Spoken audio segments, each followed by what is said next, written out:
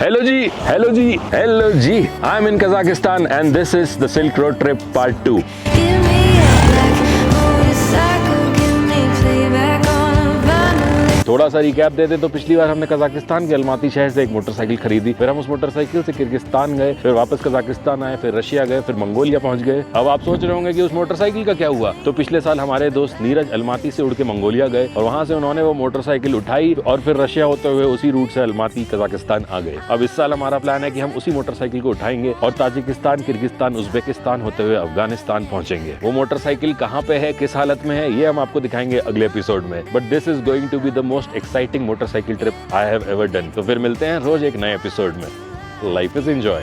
Motorcycle, give me playback on a vinyl. Some cheap aviators from '65. Give me snakeskin. Oh wow.